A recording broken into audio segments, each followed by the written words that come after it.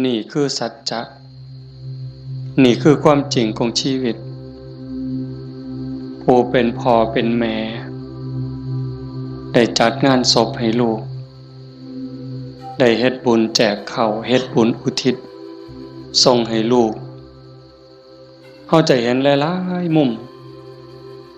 ความบ่เที่ยงแท้แน่นอนของสังขารร่างกายบ่ฮู้ว่าสิตายมื้อใดบ่ได้ตายตามคิวพ่อแม่เกิดก่อนแทนที่สิไปก่อนแต่ว่านั้นมันก็บ่เป็นไปคือเฮาคิดเว้าอยู่ประจำว่าชีวิตเป็นของยืมโยมก็ลองทำความเข้าใจตามเด้ชีวิตเฮาทุกคนนี่เป็นของยืมมาจากธรรมชาติความจริงเป็นจังซั่นยืมมาจากดินจากน้ำจากลมจากไฟดินคือส่วนที่เข้มแข็งข้นแข็งเฮากินข้าวกินน้ำกินหมากใหม่ต่างๆขนมนมเนยก็เปลี่ยนสภาพส่วนที่เป็นธาตุดินก็กลายไปเป็นผมขนเล็บฟันหนังเนื้อเอ็นกระดูกตับไตไส้พุงน้ำที่เฮากลืนกินลงไปน้ำสะอาดน้ำสมน้ำหวานอีหยังก็แล้วแต่ผ่านลำคอลงไปปั๊บเขาก็สิเปลี่ยนสภาพไปเป็นน้ำเลือดน้ำเหลืองน้ำน้องน้ำดีน้ำเสลดน้ำลายนี่คือยืมจากธรรมชาติน้ำต่อน้ำลมต่อลมไฟต่อไฟดินต่อดินมื้อนี้เฮาก็สืบต่อจักว่าจักรอบลมหายใจเข้าหายใจออกนี่คือเอาดินไปต่อดินไฟที่ยังร่างกายให้อบอุ่นเผาอาหารให้ย่อยเฮ็ดร่างกายให้สุดโทรมเขาก็ทำหน้าที่ของเขาจังซี่ไฟก็สืบต่อกันไปเรื่อยๆลมก็สืบต่อกันไปเรื่อยๆถ้าส่วนใดส่วนหนึ่งเขาหยุดการทำงานชีวิตก็จบเพียงแค่ติดขัดธาตุดินธาตุน้ำธาตุลมธาตุไฟอันใดอันหนึ่งเพียงแต่เขาติดขัดของเล็กน้อยเฮาก็ป่วยเห็นบ่เฮาก็เกิดเจ็บป่วยขึ้นมาทันทีจังซั่นชีวิตเป็นของบ่ยั่งยืนความตายเป็นของยั่งยืนชีวิตเป็นของบ่เที่ยงความตายเป็นของเที่ยงแต่อาตมาเห็นญาติโยมได้ตั้งอกตั้งใจส่วนหนึ่งก็ดีใจนำคันสิว่าเสียใจก็แม่นอยู่ในส่วนที่ต้องจากกันไปโดยบ่มีมื้อกลับมาแต่ว่าในส่วนดีใจก็คือเห็นพี่เห็นน้องเห็นญาติเห็นโยมเข้าใจในเงื่อนไขของชีวิตว่ามันเกิดมาแล้วมันเอาความเจ็บมาน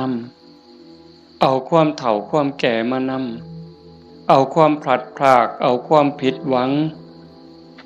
มานำแล้วสุดท้ายก็เอาความตายมาพร้อมในเมื่อญาติโยมเข้าใจจังซี่เฮาก็บ่ประมาทเผาปั๊บเก็บดูกเก็บอัฐิเฮาก็ถือโอกาสทำบุญอุทิศเลยบ่ในใจอาตมาก็สนับสนุนจริงๆการทำบุญอุทิศเลยนั้นเป็นการทรงอย่างเร็วให้ได้ใส่ได้สอยจริงๆมันก็บ่ต้องลงทุนลงแรงใส่เงินใส่ทองอีหยังหลายหลวง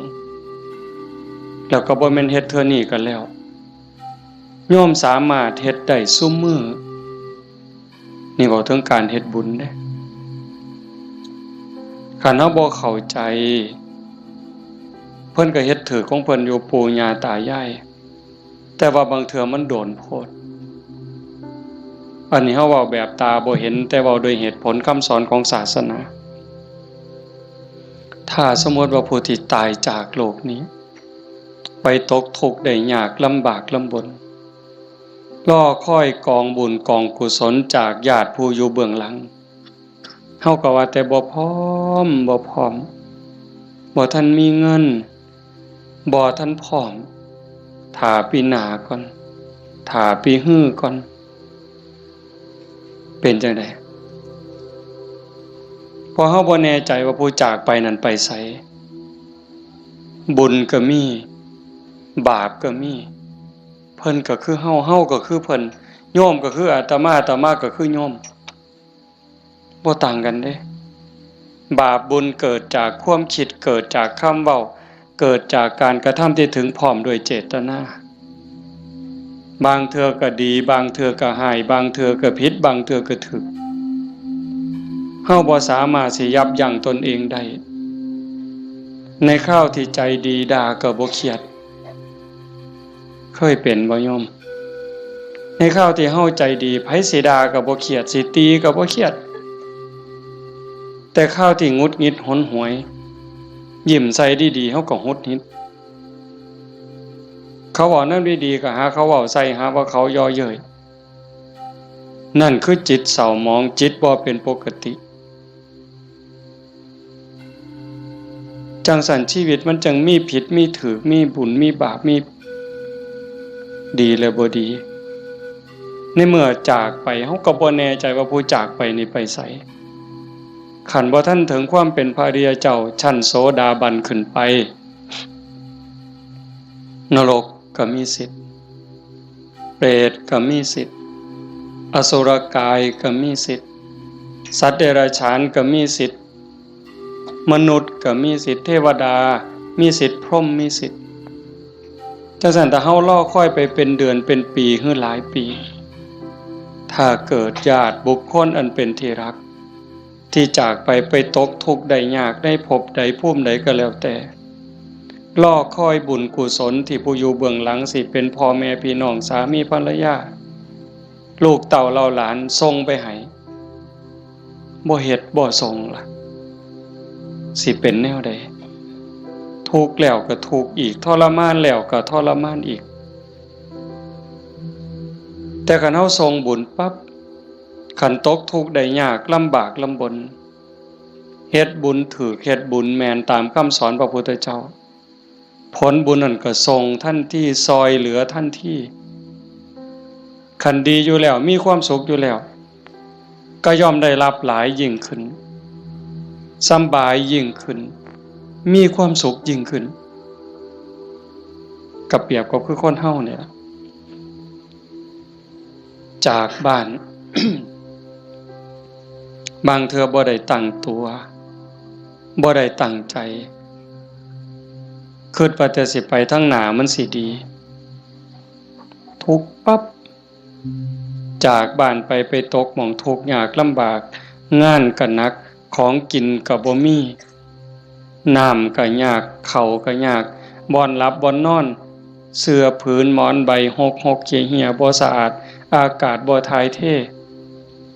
เป็นแนวใดญาติพี่น้องก็บ่มีเงินฝากส่งไปซอยก็บ่มีนั่นก็คือทุกข์ต่อไปแต่คันถ้าบุญเจ้าของก็เฮ็ดไว้พอสมควรสร้างไว้ทำไว้จากโลกนี้ไปปั๊บก็คือไปสู่ที่ดี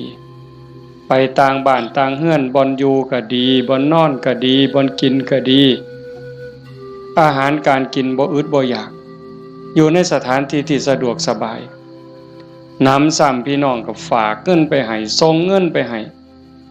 กินบ่ไหวใส่บ่หมดนี่คือเหตุผลบอกญาติโยมทั้งหลายไว้บ่ต้องเสือทันทีแต่เฮาพิจารณา เฮ็ดโลดก็บ่แม่นว่าสิต้องเฮ็ดบุญแจกข้าวแบบยิ่งใหญ่เด้เฮาตักบาตรอันนี้ก็อุทิศคือกันเด้สมมุติว่าคือมื้ออื่นนี่มื้อแลงคือตอนนี้บ่มีหยัง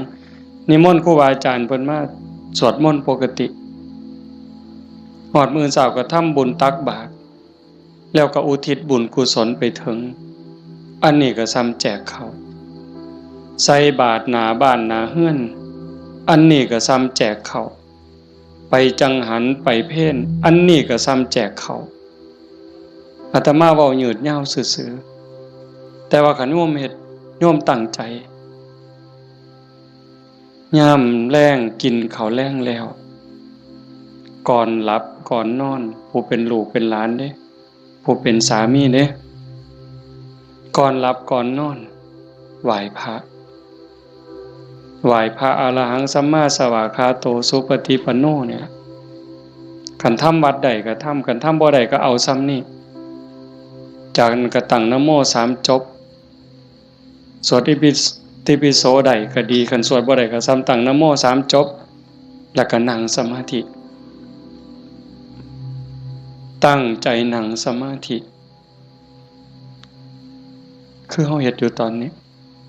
สงบจิตสงบใจยืดกายตรงดำรงสติให้มันเฉพาะหน้าหายใจเข้าหู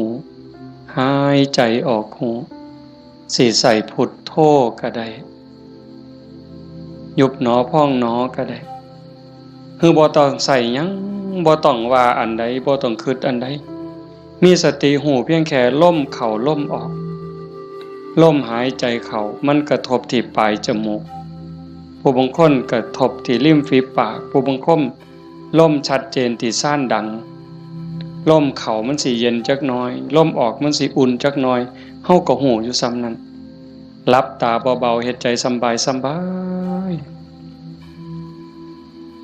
หายใจเข้าหูหายใจออกหู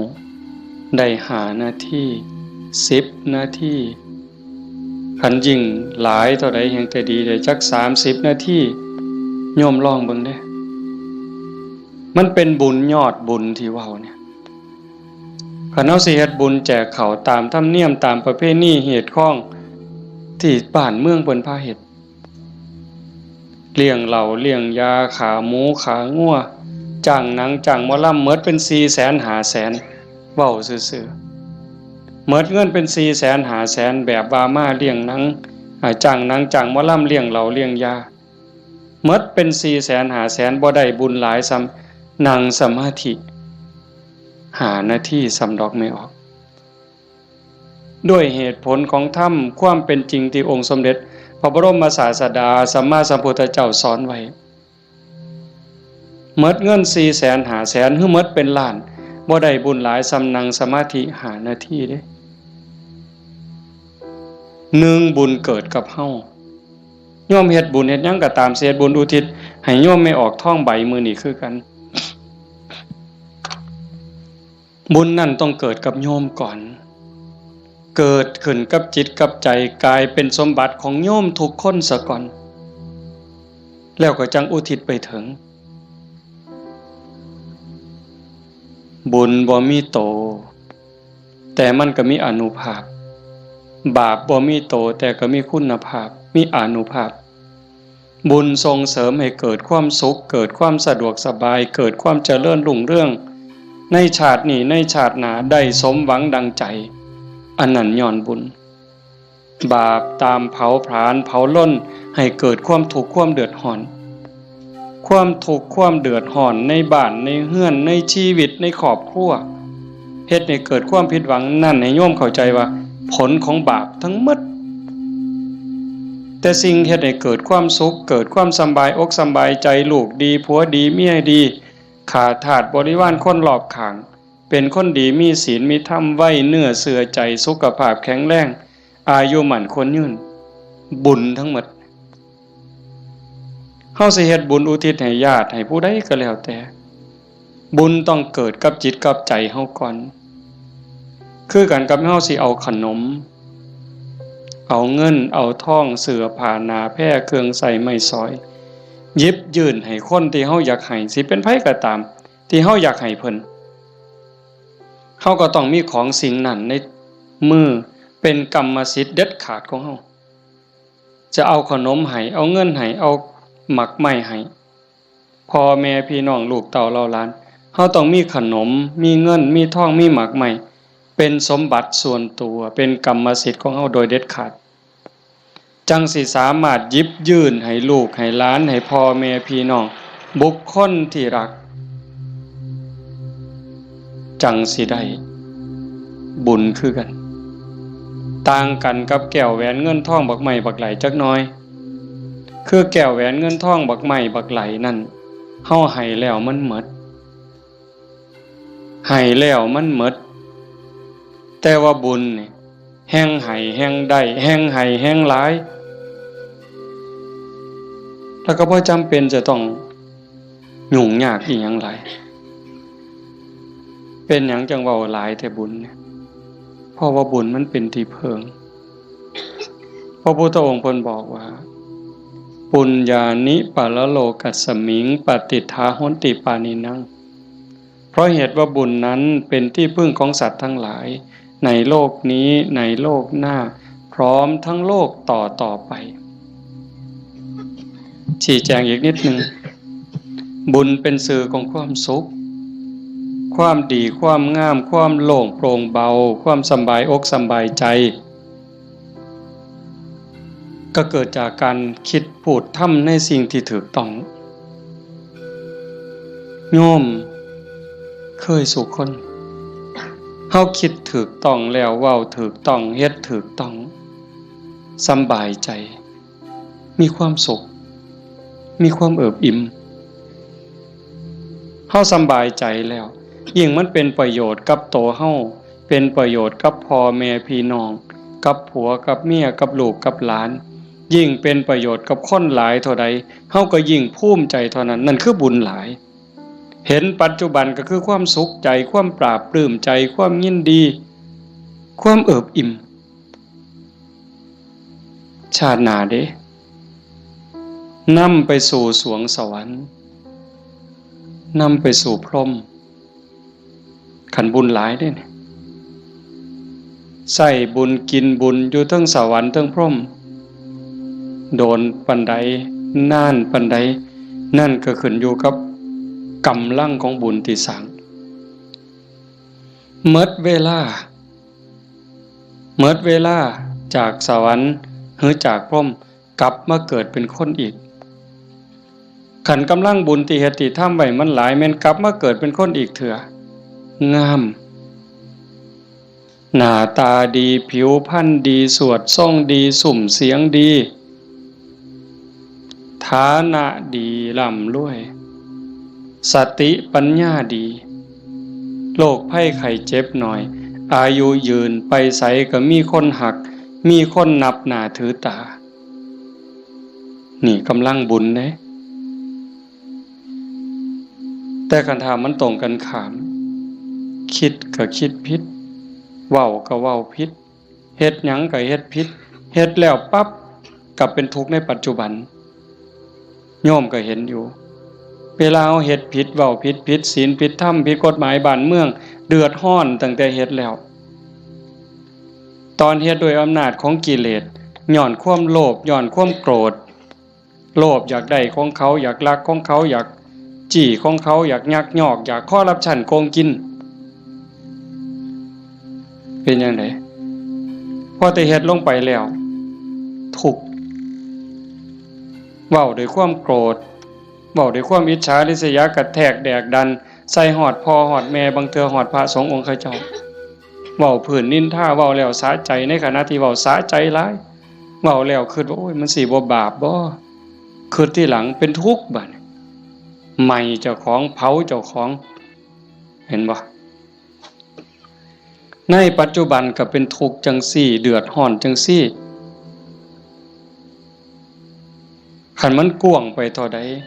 คนหู้เท่าใดเขาก็เกิดความรังเกียจ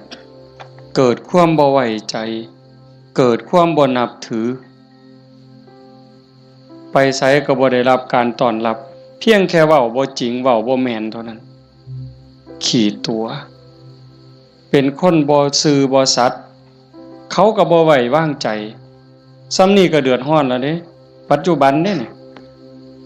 คันจากโลกนี้ล่ะตายลงไปล่ะพูนลงนรกพุ่นเปรตพุ่นอสุรกายพุ่นสัตว์เดรัจฉานพุ่นใส่บาปใส่กรรมเมิดแล้วมาเกิดเป็นคนมันต้องมาเด้มาแน่นอนเด้มาเกิดเป็นคนเศษบาปตามมาขี้ร้ายหนักที่สุดพิการแต่เกิดแขนหลีบขาหลีบหูหนวกตาบอดแล้วแต่สิเป็นตั้งเถื่อก็สมบูรณ์อยู่แข้งขามือตีนสมบูรณ์คือเพิ่นแต่ว่าขี้ร้ายรูปร่างบ่งามบ่มีผู้ใดเฮ็ดให้เด้นี่พระเจ้าบ่เกี่ยวพระพรหมบ่เกี่ยว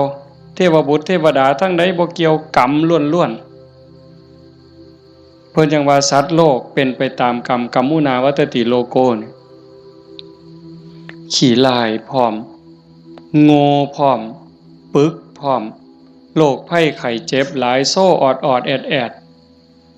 เป็นจังได๋บัดมันบ่แม่นขี้ร้ายแต่เจ้าของเด้คันกรรมมันหลายๆบาปมันหลายๆเนี่ยเจ้าของทุกข์เจ้าของโง่เจ้าของขี้ร้ายแล้วได้ผัวก็ขี้ร้ายได้เมียก็ขี้ร้ายตื่มไปกิได้ลูกได้เต่ามากก็คือกันขี้ร้ายแล้วบ่พอเด้โง่อีกสอนบ่ฟังอีกแนวดีแนวงามนี่สอนบ่จื้อบ่จำแต่ว่าแนวซั่วๆนี่บ่บอกมันจักเม็ดหาแต่เรื่องให้พ่อแม่เป็นทุกข์โยมเห็นบ่ตำบลบัวฮูงนี่ก็ตามอยู่ไสก็ตามซ่อมเบิ่งได้อย่าเสือเด้นั่นคือบาปเด้บ่ย้านสิเฮ็ดจังได๋บัดนี้ให้ผลตั้งแต่ปัจจุบันจนฮอดตายไปแล้วใส่บาปใส่กรรมแล้วกลับมาเกิดเป็นคนอีกเทื่อมันยังตามมาอยู่บาปเป็นสิ่งที่ต้องละต้องวางต้องย้านเด้โยมสิ่งที่น่าย้านที่สุดเฮาสิว่าย้านงูแม่นอยู่ย้านงูย้านปิงอาตมานี่ผู้หนึงย้านหลายย้านปิงย้านงูย้านขี้เกียจย้านกับแกะนักย้านผีผู้ใดบ่ย้านเนี่ยผีหลอกผู้ใดเคยเห็นมันบ่เคยเห็นแต่ว่าก็ย้านหมดซุคนอันนี้ก็แนวหนึงเด้ย้านผีย้านตายย้านทุกข์แต่ว่าย้านบาปบ่ย้านเว้ยผีมันก็บ่เคยเห็นอาตมาก็บ่เคยเห็นพ่อใหญ่แม่ใหญ่ผู้70 80ก็บ่ทันเคยเห็นผีแต่ว่าย้านอันบาปนี่เพิ่นบ่ย้านมันพาทุกข์พายากบ่มีอยู่บ่มีกินเฮ็ดให้ลำบากทุกข์อกทุกข์ใจอันนั้นมันบ่พากันย้านหวยคันคิดได้มันถึกย้านบาปพระพุทธเจ้าเพิ่นสอนให้ย้านบาปเพิ่นจังให้ละบาปทั้งปวงเฮ็ดบุญกุศลให้ถึงพร้อมแต่เฮ็ดบุญแล้วมันก็บ่ทันปลอดภัยไปสู่สวรรค์มันยังต้องกลับมาเกิดอีกไปสู่พรหมมันต้องกลับมาเกิดอีกเพิ่นจังให้ชำระจิตชำระใจให้สะอาดบริสุทธิ์สะจิตตะปริโยทปันนังการชำระจิตของตนให้ขาวรอบให้มันสะอาดบริสุทธิ์สิเดินจงกรมก็ได้สินั่งสมาธิก็ได้หรือแม้แต่เฮ็ดให้ใส่หน้าอยู่กลางทงกลางทาคันมีสติระลึกรู้ในอารมณ์ปัจจุบันฮู้ในอารมณ์พระกรรมฐานคันสมมุติว่าเฮาเบิ่งลมหายใจนี่เฮ็ดหน้าอยู่ก็เบิ่งลมได้ย่างน้ำก้นงัวก้นข้วยก็เบิ่งลมหายใจได้เข้าห้องน้ำห้องส้วมก็เบิ่งลมหันใจได้แม้กระทั่งยามนอนไหว้พระแล้วนั่งสมาธิแล้วบ่ไหวแล้วอยากนอนลงก่อนมันสิหลับก็เบิ่งลมหายใจได้คันเฮานอนลงไปหายใจเข้าหูหายใจออกหูหลับยามใดก็สร้าง เพิ่นบอกว่าคันเฮานอนหลับไปกับลมหายใจเนี่ยเทวดารักษามีผลหลายได้โยมเทวดารักษาคันเฮาเจ็บไข้ได้ป่วยโรคอย่างน้อยๆโรคบ่แห้งมันนั่นเถาะเศร้าโรคทางกายก็เบาบางโรคทางจิตทางใจก็เบาบางน้ำซ้ำก็ยังเป็นบุญอีกเทวดาคุ้มครองรักษาบ่ไหลตายเด้เพราะว่าตัวสมาธิเนี่ยคอยเฮ็ดคอยสร้างคอยทำจังสันโยมเฮ็ดบุญแจกเขาแต่มาจังว่าสนับสนุนเฮามีโอกาสมื้อต่อไปปีต่อไปเฮาจะเฮ็ดจัดเป็นการเป็นงานก็จังว่ากันอีกเทื่อนึงเฮ็ดดูบ่ผิดเฮ็ดบุญนี่บ่ผิดพระพุทธเจ้าเพิ่นบอกว่าเฮ็ดดูๆเฮ็ดบ่อยๆให้ทำความพอใจในบุญนั่นเพราะการสั่งสมสะสมเอาไว้ซึ่งบุญนำสุขมาให้เฮ็ดดูบ่ผิดบุญแต่ว่าบาปอย่าเฮ็ดเพราะมันทุกข์มันเดือดร้อนฉะนั้นเฮาตั้งใจพาพี่พาน้องเฮ็ดบุญเนี่ยเห็นลูกหลานเด็กเล็กเด็กน้อยมาร่วมฟังเทศน์มานั่งฟังธรรมนำพ่อใหญ่แม่ใหญ่แต่มาว่ามันงามนี่คือความงดงามของชาวพุทธโยมจำไว้เด้พาเขามาส่วนเขามามื้อวันเสาร์วันอาทิตย์ส่วนเขาไปวัดไปใส่บาตรไปจังหันผู้ชายก็ให้หัดประเคนพระเขาเฮาสิได้ลูกดีหลานดีอาศัยผู้อื่นบ่ได้การศึกษาทางโรงเรียนบางเถื่อก็ลืมเรื่องเหล่านี้บางโรงเรียนเด้แต่ลังหม่องเพิ่นก็ยังดีอยู่พ่อแม่ปู่ตายายย่ายเฮานี่ล่ะแม่ป้าพ่อลุงแต่มาเสือว่าโยมทุกคนอยากให้ลูกดีหลานดีอยากให้เขาเป็นคนดีเพื่อเฮาสิเพิงเขาได้ในมือข้างหน้าเฮาสิเพิงเขาจังได๋คันบ่ให้เขาเข้าหาวัดบ่ให้เขาไก่ศีลไก่ถ้ำไก่วัดไก่ว่าไก่พระสงฆ์องค์เจ้าเขาบ่มีจิตใจที่อ่อนน้อมอ่อนโยนบ่ฮู้จักบุญจักบาปสิดีได้จังได๋นี่ดีใจจังวะเฮาพาลูกพาหลานมานั่งฟังธรรมเนี่ยเขาฮู้อยู่เด้เขาเข้าใจในบางเรื่องบางอย่างอยู่อย่างน้อยๆเขาก็รู้สึกว่าเขาเป็นบุญเป็นสิริเป็นมงคลเหลืออย่างเดียวโยมเหลืออย่างเดียวที่จะให้ชีวิตปัจจุบันเฮามีความสุขชีวิตในอนาคตมีความสุขมีความเจริญบ้านเมืองปักกลุ่มสุมเย็นคือศาสนา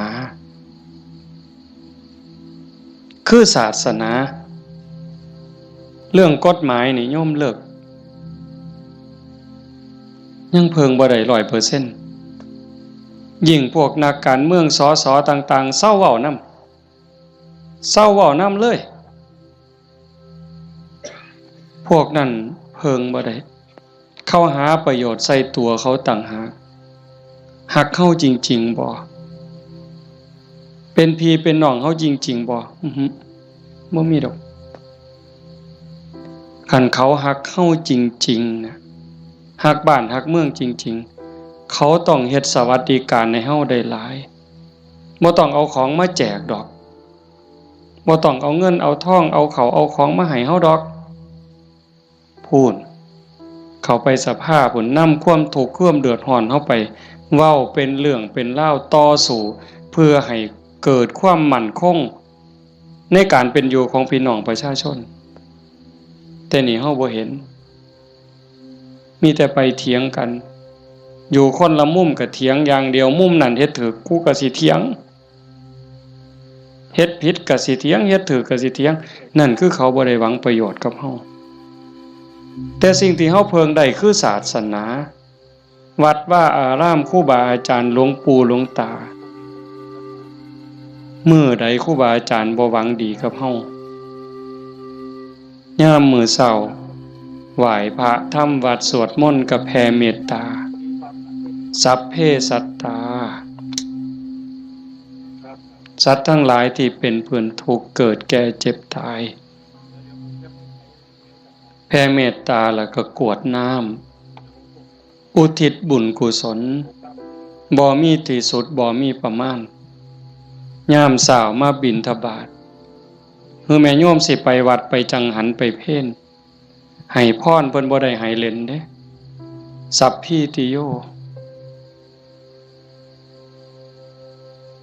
นั่นคือเอาจิตเอาใจเอาความหวังดีปรารถนาดีอุทิศให้ยิ่งได้เจริญสมาธิเจริญภาวนาจิตสงบจิตมีพลังโยมหูเองเนี่ยโยมทุกคนหูเองเนี่ยนั่งฟังอาตมาเว้ามานี่มัน30 นาทีแล้วโยมฟังอาตมาเทศมา30 นาทีคนที่ตั้งใจนั่งสมาธิฟังแต่แรกสิรู้สึกว่าตอนนี้กายเบากายโยมเบาใจโยมเบาใจมันสงบใจมันมีกำลังใจโยมเริ่มมีความสุขลึกๆเนี่ยพิสูจน์ได้คำสอนพระพุทธเจ้ามันบ่ได้ล้าสมัยอีกยังท่านสมัยล้ำสมัยไปอีกล้านปีพุ่นโยมเป็นพยานเด้อาตมาบ่ได้เว้าเอาเองเด้ทุกคนที่นั่งสมาธิฟังธรรมน้อมจิตน้อมใจลงสู่กระแสธรรมตอนนี้กายเริ่มเบาจิตเริ่มเบาความเอิบอิ่มรู้สึกปลื้มใจในตนเองมันเกิดนี่คือบุญเนี่ยแต่มาจังหวะแต่ตอนแรกโอ้ยอย่าว่าแต่500,000ต่อให้100 ล้านเฮ็ดบุญตามเขาว่าเนี่ยบ่มีเหล้าบ่มีบุญบ่มีเหล้าบ่เป็นบุญบ่ขาหมูขางัวบ่เป็นบุญบ่มีหนังบ่มีหมอลำบ่เป็นบุญพวกหมู่นั้นต่อให้100 ล้านสภาพที่จิตใจเป็นสุขสงบร่มเย็นมั่นใจมันย่อมมั่นใจเด้แต่การเฮ็ดแบบนั้นเฮาสิมีอารมณ์เย็นแบบนี้บ่สิมีความรู้สึกอบอุ่นใจปราบปลื้มใจยินดีใจมั่นใจว่าญาติตายไปแล้วสิได้บุญบ่มีดอกนั่นเว้าซื่อๆเชื่อซื่อๆมีความเชื่อแล้วก็ถูเอาสีขางเขาถูเพิ่นว่าหุ่นลู่ว่าไปซื่อๆเฮาก็ลองหลับตาเบิ่งศีลข้อที่1มีบุญต้องมีศีลมีกินต้องมีทานคำโบราณเพิ่นว่าข้อที่1ปานาติปาตาเวรมณีเจตนางดเว้นจากการทำสัตว์ที่มีชีวิตให้ตกล่วงผู้ใดก็หักชีวิตคือกันกับเฮาหมดมันก็บ่อยากตายนอนมันก็บ่อยากตายเม่งใหม่มันก็บ่อยากตายเพราะว่าแต่อยากตายเลยแม้แต่เจ็บมันก็บ่อยากเจ็บเฮาเนี่ยบ่หาแต่เขามาถิ่มมาแทงโดยมีดโดยหอกเด้ตั้งแต่หมอฉีดยาเฮาเจ็บเฮาป่วยสิฉีดยาให้เฮาหายเจ็บหายป่วยบางเทื่อเฮาก็ย้านเจ็บ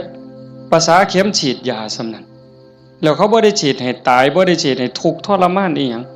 ฉีดยาเพื่อรักษาโรคเจ็บไข้ได้ป่วยเพื่อให้เฮาได้แข็งแรงเฮายังย้านนี่แค่เจ็บเด้เนี่ยสินับภาษาหยังบัดนี้เอาค้อนทุบหัวเขา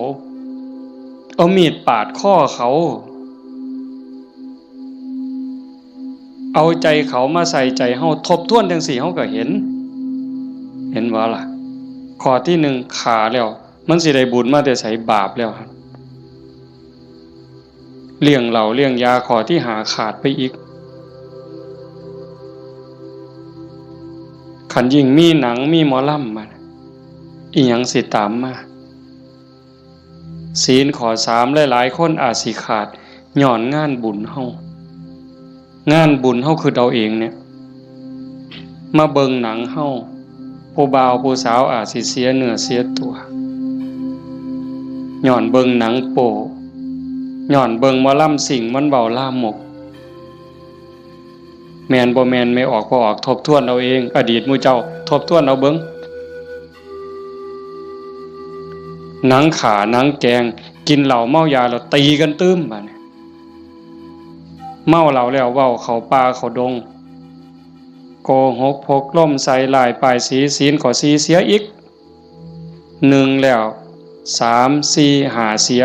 ข้อที่2มาเบิ่งหนังเฮามาเบิ่งหมอลำเฮากลับไปลักไก่นำทางไปต้มอีกต่างหากหมดอ้อยซอยเลยเฮาเป็นต้นเหตุของบาปเลยบัดนี้แต่กันเฮ็ดแนวนี้อันพวกมานั่งฟังเทศน์นี่เอาตั้งแต่เด็กน้อยจนฮอดผู้เฒ่านี่ผู้ใดคือสิไปขากบเนี่ยลบไปนี่ผู้ใดสิไปขากุ้งเนี่ยแล้วบ่มีคือสิโอ้ยลบมื้อนี้ลักบักนาวนำทางดอกเว้ยมีบ่แล้วสิไปผิดผัวผิดเมียเขาดอกคิดก็บ่กล้าเฮาเชื่อมั่นแล้วเด้บาปมีบุญมีชาติหน้าชาติก่อนมีนรกสวรรค์มีเฮ็ดดีๆจริงเฮ็ดชั่วๆจริงผู้ใดเฮ็ดอันใดได้อันนั้นหว่านพืชเช่นไรได้ผลเช่นนั้นเห็นบ่สิไปผิดผัวผิดเมียไผมันสิไปกล้าซั่นบ่สิไปเว้าตัวคนสิไปยู่ให้คนผิดกันสิไปเว้าปากพล่อยๆมาสิกล้าบาปมันอยู่นำเจ้าของเนี่ยเฮ็ดบาปก็ได้บาปเฮ็ดบุญก็ได้บุญมันอยู่นำเจ้าของนี่สิไปดื่มเสพเครื่องดองของเมาเฮ็ดให้เจ้าของเสียสุขภาพกายเสียสุขภาพจิตเสียเงินเสียทองเฮ็ดให้ขาดความเคารพนับถือเฮ็ดให้เด็กน้อยมันดูหมิ่นดูแค้นเฮาบ่แม่นคนโง่ปานนั้นเห็นบ่เฮาเห็นสภาพบุญเด่นๆอยู่จังซี่ไม่เป็นตาภูมิใจอะโยม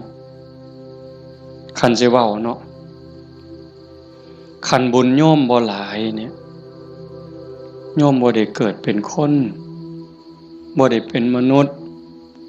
คันบุญบ่หลายพ่อบ่ได้เกิดเป็นคนไทยดอกโยมบ่ได้เกิดในผืนแผ่นดินไทยบ่ได้เกิดใต้ร่มใบบุญของนายหลวงเด้บุญบ่หลายพ่อบ่ได้นับถือพระพุทธศาสนานับถือพุทธศาสนาแล้วบุญบ่หลายพ่อบ่ได้เกิดในบ้านที่มีวัดมีว่ามีครูบาอาจารย์เอิ้นเข้าหาศีลหาธรรมบ่มีกัลยาณมิตรบ่มีพี่มีน้องที่ฮักศีลฮักธรรมนำกันบ้านโน่นตุนเฮาก็สิบ่ใหญ่ปานใดจักหลังคา85คันเฮาบ่ฮักศีลฮักธรรมคันบุญบ่หลายเฮาบ่มาโฮมกันหลายปานนี้หลายคนก็อาจสิล้าสิเมื่อยตั้งแต่โยมไม่ออกท้องใบเพิ่นจากไปมางานศพมื้อนี้ก็หมดมื้อวานก็หมดมื้อเอาไปเผาเฮ็ดเวียกเฮ็ดงานแน่ยามกลางคืนมาก็มาฟังครูบาอาจารย์เพิ่นสวดมนต์มานั่งเป็นหมู่เป็นพวกกันยามกลางเว้นก็ไปเฮ็ดเวียกเฮ็ดงานมื้อนี้มาโฮมกันได้ปานนี้ห่อขนมข้าวต้มถามว่ามันล้าบ่เมื่อยบ่เมื่อยเด้แต่เฮาก็กัดแขวกัดฟันมานั่งฟังเทศน์มาร่วมเอาบุญนำกันให้ทุกคนเข้าใจว่าทุกคนคือเจ้าภาพบ่แม่นแต่พ่อแม่กับสามีกับลูกหลานเด้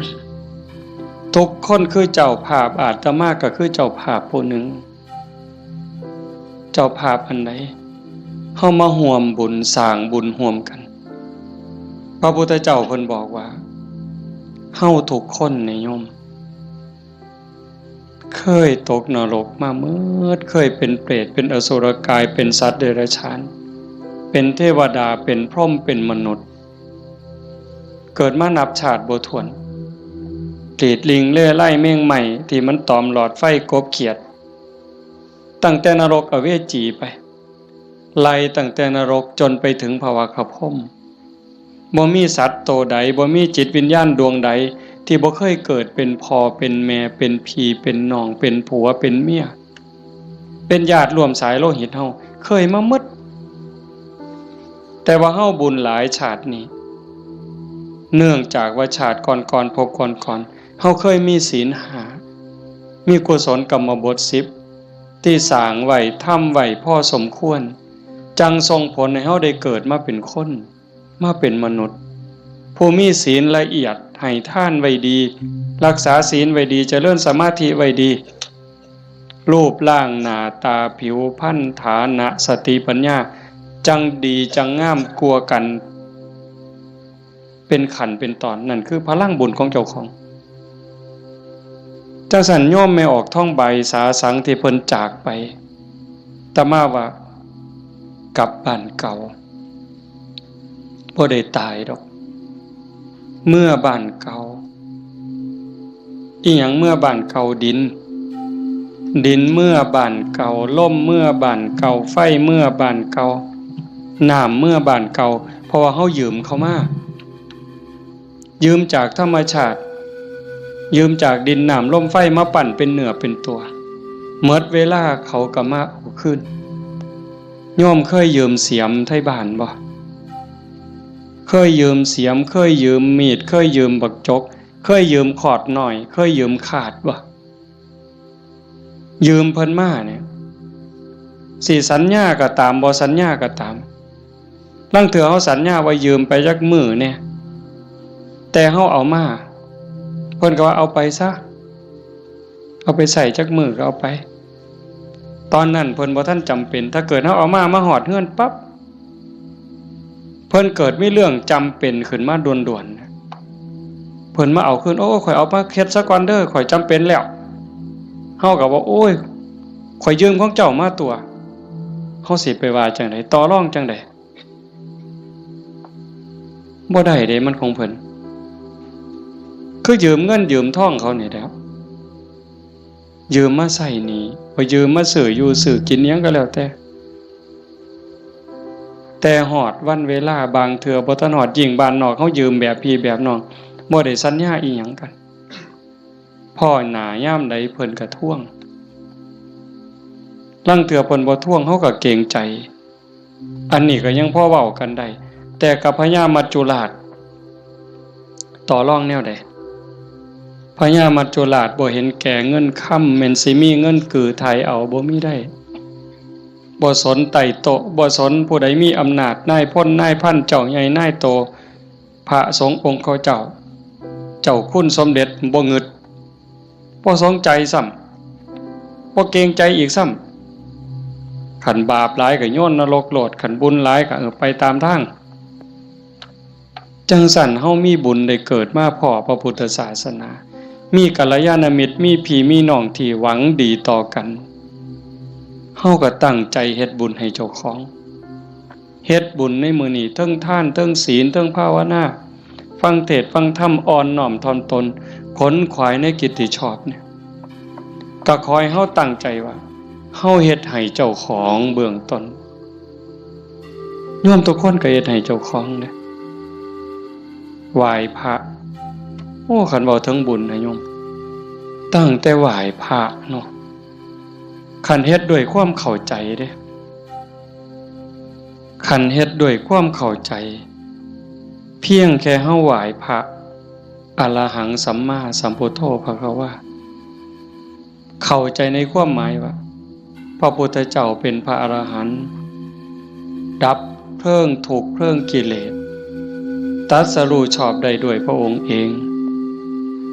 เข้าใจว่าพระพุทธเจ้าคือไผเนี่ยแล้วก็กราบลงไปบุญมหาศาลหลายกว่าสร้างโบสถ์เป็นหลังบุญไม่ออกเหมือนเว้าไปปื้ออีกเด้คันสร้างโบสถ์บ่เข้าใจเฮ็ดโบสถ์แข่งกันถือกระสอบไปหาเหลี่ยไล่ได้เงินมากก็ขายน้ำทางในกินเหล่าเนี่ยบ่เป็นประโยชน์สู่เฮาเฮ็ดจังซี่บ่ได้สัมอรหังสัมมาสวากขาโตภควตาธัมโมพระธรรมเป็นสิ่งที่พระผู้มีพระภาคเจ้าตรัสไว้ดีแล้วถูกต้องแล้วงดงามแล้วเป็นไปเพื่อดับทุกข์ในคำสอนพระพุทธเจ้าเข้าใจจังซี่แล้วกราบลงไปงามๆโอ้ยสำนี้ก็พ่อโยมสุปฏิปันโนภควโตสาวกสังโฆพระสงฆ์สาวกของพระผู้มีพระภาคเจ้าปฏิบัติดีแล้วพระสงฆ์คือไผด้วยความเข้าใจของชาวบ้านคือนี่โกนหัวนุ่งเหลืองห่มเหลืองเนี่ย อันนี้เป็นสมมุติสงฆ์แต่สงฆ์จริงๆโยมก็เป็นสงฆ์คู่แห่งบุรุษ4คู่นับเรียงตัวบุรุษได้8บุรุษ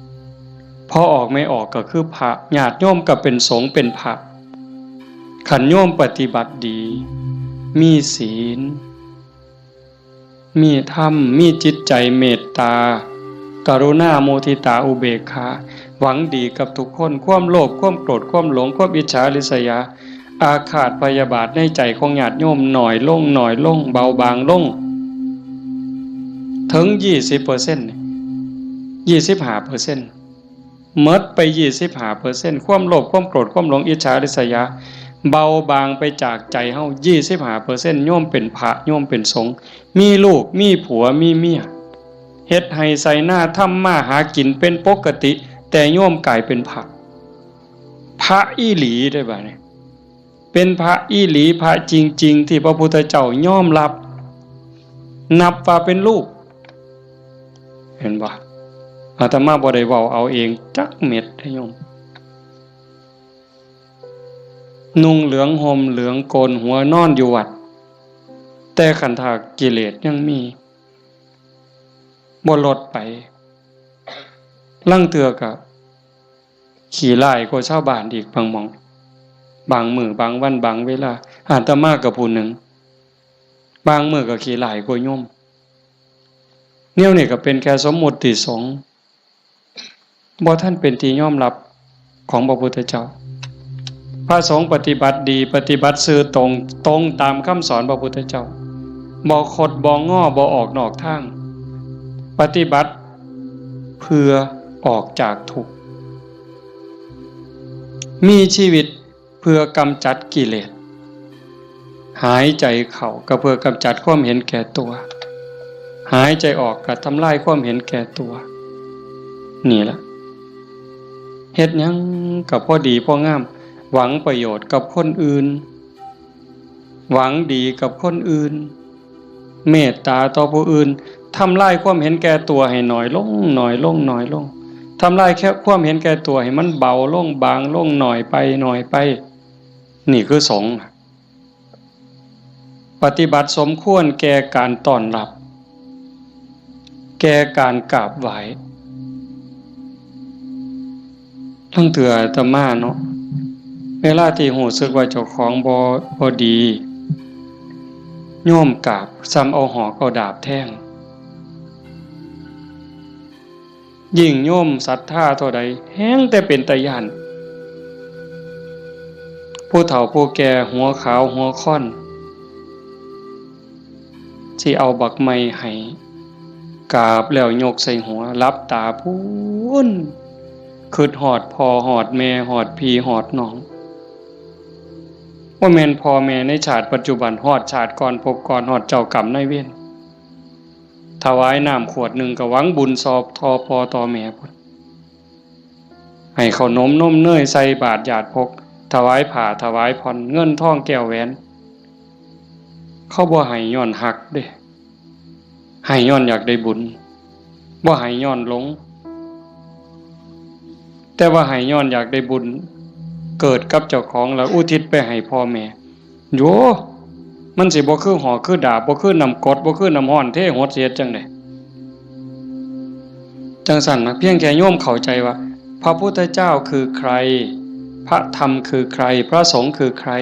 โยมเข้าใจจังสิเพียงแค่อรหังสัมมาสวากขาโตสุปฏิปันโนพ่อโยมพ่อเลยบ่ได้จำเป็นเลยว่าเฮาต้องเฮ็ดใหญ่เฮ็ดโตหมดเงินเป็นแสนเป็นล้านบ่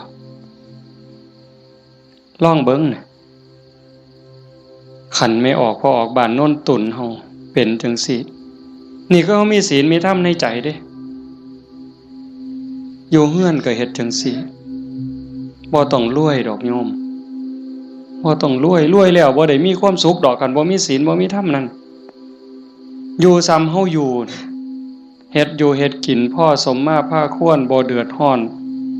ตนเองบ่เดือดร้อนผู้อื่นกับพ่อได้อยู่ได้กินแต่ว่าให้จิตใจมีธรรมะเพิงผ้าอาศัยหยิบยื่นแบ่งปัน ซอยเหลือเกื้อกูลคือโยมเป็นกันอยู่เห็นว่าทุกคนคือพี่คือน้องทุกคนคือเพื่อนร่วมทุกข์เกิดแก่เจ็บตายมีความสุขบ่คันอยู่แบบนี้ก็บ่แม่นสิเงียบแบบนี้เลยได้ก็เว้ากันนำจากันนำแต่ว่าให้จิตใจเฮาเป็นจังซี่เข้าใจกันฮักกันคือพี่คือน้องเป็นแนวใดผู้จากไปก็สำบายใจเอาสมมุติว่าคือโยมไม่ออกท้องใบเพิ่นจากเข้าไปเนี่ยก็บ่ไปไสดอกความเป็นจริงอยู่นำเฮานี่ล่ะจริงๆบ่ได้ไปไสเด้เพียงแค่ธาตุดินน้ำลมไฟกลับคืนสู่ธรรมชาติดวงจิตดวงวิญญาณเดินทางไปตามบุญตามบาปของตนเองญาติพี่น้องผู้อยู่เบื้องหลังก็อุทิศบุญกุศลไปให้แต่ว่าด้วยสภาวะความผูกพันความเป็นลูกเพิ่นเป็นลูกของพ่อใหญ่ท้องมาแม่ใหญ่ที่พ่อแม่ก็สิ้นไปแล้วแม่นบ่เฮาตั้งใจเฮ็ดบุญอุทิศไปนำเนาะแต่มาเข้าใจผิดเอาก็บ่เป็นหยังพ่อใหญ่ท้องมาแม่ใหญ่ที่คือกันที่เฮาว่าจากไปเพิ่นก็บ่ได้ไปไสเลือดเนื้อเพิ่นอยู่นำเฮาแม่นบ่โยมไม่ออกท้องใบคือกันเพิ่นแบ่งเลือดแบ่งเนื้อมาเป็นโตเฮาเพิ่นก็อยู่นี้อยู่ในโตเฮานี้คำสอนคำสั่งคำบอกอันนี้เด้อลูกอันนี้เด้อหลาอันนี้เด้อคำเอิ้นบักหลาเอิ้นอีนางเอิ้นทองคำอีแม่แม่นบ่เพิ่นเอิ้นจังซั่นเด้บักหลาอีนางทองคำอีแม่เพิ่นว่าอันนี้มันถูกเด้ออันนี้มันดีเด้ออันนี้มันบ่แม่นอันนี้มันบ่ถูกอย่าพากันเฮ็ดมันบาปอย่าเว้าจังซั่นมันบาปคันเว้าจังซี่เว้าจังซี่แม่นแล้วบักหลาอีนางสาธุโอ้ยใจแม่นเจ้าเว้าดีใจแม่นเจ้าเว้าถูกนี่คือคำสอนฮักกันเด้อันนี้เอื้อยเด้อันนี้อ้ายเด้คันน้องเถียงอ้ายอย่าไปเถียงเอื้อยอย่าไปเถียงอ้ายคันอ้ายรังแกน้องเอื้อยรังแกน้องอย่าไปเฮ็ดบ่โหนเป็นน้องบ่เห็นบ่เพิ่นตายอยู่ว่ะเพิ่นไปไสอยู่ว่ะดินดอนตอนหญ้าเฮือนซ่านบ้านซองจากเหงื่อจากแห้งอาบเหงื่อตังน้ำสร้างหลักฐานให้ลูกได้อยู่เป็นของเพิ่นบ่จังว่าคันคิดฮอดพ่อคิดฮอดแม่นั่นก็ฮักพี่ฮักน้องอยากให้พ่อแม่ได้กินข้าวกินน้ำนุ่งเสื้อผ้าหน้าแพรดีๆงามๆคันแม่นพ่อแม่บ่อยู่นำเป็นเนื้อเป็นตัวแล้วก็เฮ็ดกับพี่กับน้องนั่นล่ะอยากเว้ากับพ่อแม่ม่วนๆก็เว้ากับพี่กับน้องนี่ล่ะเว้ากับป้ากับลุงมันคักแท้เด้โยมคันเฮาคิดให้มันเข้าใจนี่พ่อแม่บ่ไปไสปู่ย่าตายายบ่ไปไสแล้วทุกคนก็คือพี่คือน้องเข้าใจให้มันคักๆเข้าใจดีๆในคำสอนพระพุทธเจ้าประเสริฐที่สุดบ่มีศาสนาใดสิสอนความจริงความถูกต้องงดงามเกินพระพุทธเจ้าบ่มีผู้ใดสิฮักเฮาหวังดีต่อเฮาเกินพระพุทธเจ้าจังบอกคำสอนเอาไว้เพิ่นบ่บอกให้เฮาไปทำพิธีอันนั้นอันนี้ดอกอันนั้นบ่แม่นพิธีสะเดาะเคราะห์ต่อชะตาเสริมดวงพระพุทธเจ้าบ่สอนบ่แม่นเว้าดีต่อกันนี่พระพุทธเจ้าสอนคิดถูกต้องพูดถูกต้องทำถูกต้องจากถูกต้องก็จังไปสู่ดีงามอย่าว่าดีเด้อย่าว่าดีก่อนดียังบ่ทันถูกต้องเด้คันคนเขามักกินเหล้าเฮาซื้อเหล้าสู้กินเขาว่าดีเด้แม่นบ่ล่ะคันพวกผู้ชายมักเล่นมักเที่ยวมีหมู่พาไปเที่ยวซ่องเขาว่าบักนี่ดีเด้พวกมักเล่นไพ่เล่นไฮโลเล่นการพนันส่วนเฮาไปเล่น ต้มไก่สู้กินพร้อมเล่นเอาเงินเอาพร้อมยังว่าดีอยู่เด้หั่นแต่มันบ่ถูกแต่คันมีคำว่าถูกต้องแล้วคิดถูกต้องเว้าถูกต้องกระทำถูกต้องดีงามตามมาบ่เสียหายจังซั่นจากนี้เป็นต้นไปเฮาบ่ว่ามื้อใดเฮาสิจากโลกนี้บ่มีผู้ใดฮู้จักคนว่าเฮามีเวลาอยู่ในโลกนี้อีกจักมื้อจักปีจักเดือนจักวันจักเวลาจักชั่วโมงจักนาทีบ่ฮู้จักคนโซ่ก็ตายบ่โซ่ก็ตายเด็กน้อยก็ตายหนุ่มสาวก็ตายผู้เฒ่าผู้แก่ก็ตายเฮ็ดจังได๋สิไปว่าถามื้อนั้นก่อนถามื้อนี้ก่อนโอ้ยมันต่อรองได้ซะบ่มื้อนี้เฮายังมีสติมีปัญญาบ่เจ็บบ่ไข้โยมเอ้ยเฮาบ่ได้เจ็บบ่ได้ไข้บ่โรคบ่ได้ป่วยเฮ็ดหยังได้ให้เฮ็ดยิ่งกับพ่อกับแม่นี่เด้อฟ้าวเฮ็ดคันพ่อแม่เพิ่นยังมีชีวิตโอ้ผู้นั้นบุญหลายเด้อ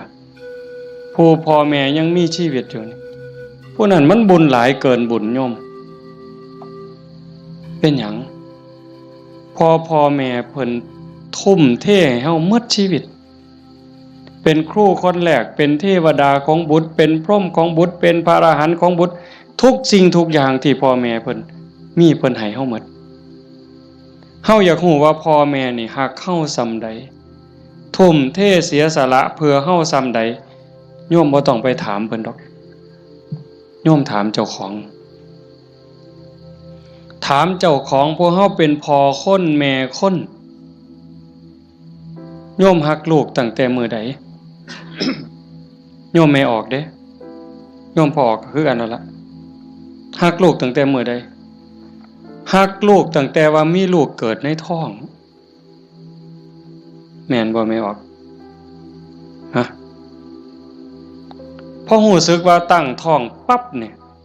ไม่ออกนี่ฮักแล้วเด้ทุ่มเทความฮักให้กับลูกในท้องแล้วพ่อก็คือกันผัวคือกันทั้งที่บ่ฮู้ได้นี่ว่าลูกสิเกิดเป็นผู้หญิงเป็นผู้ชายสิขี้ร้ายหรือสิงามสิโง่หรือสิฉลาดสิพิการหรือบ่พิการสิเป็นพระหรือสิเป็นมหาโจรโยมบ่ฮู้เลย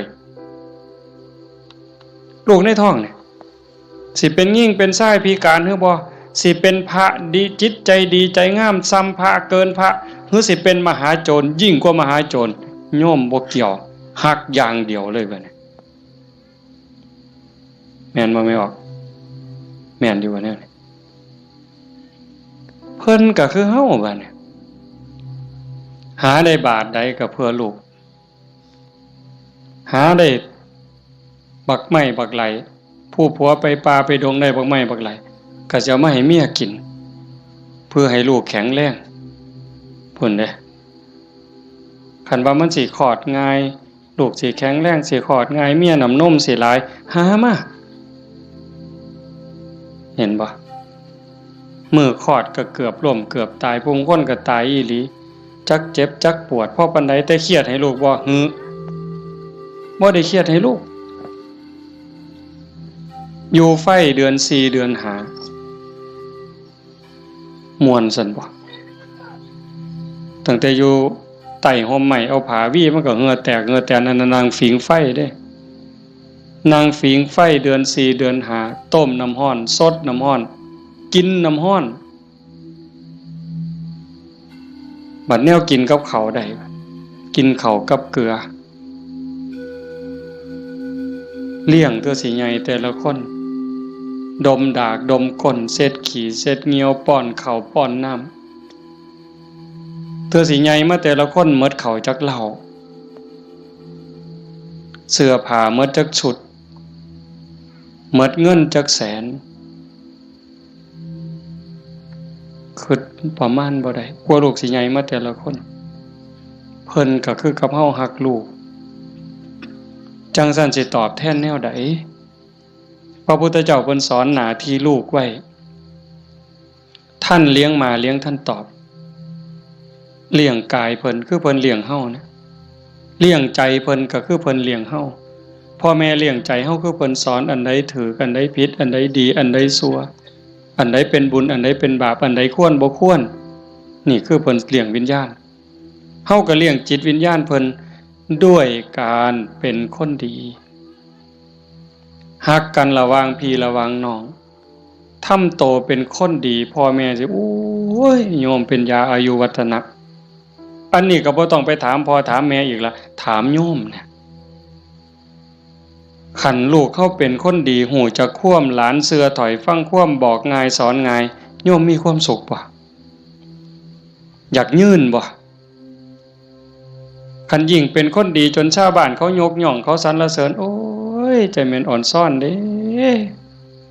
อีหล่านี่มันก็หูจะคว่ำแต่บักหำนี่คือดีแท้เป็นตาอ่อนซ่อนเด้ย่ายอยากตายบ่บัดนี้ยื่นบ่เจ้าอยากยื่นแท้แต่ขันลูกมันบอกบ่ได้สอนบ่ฟังหลานก็โอ้บอกจังหนึ่งไปจังหนึ่งเถียงคำบ่ตกฝากแม่นสิ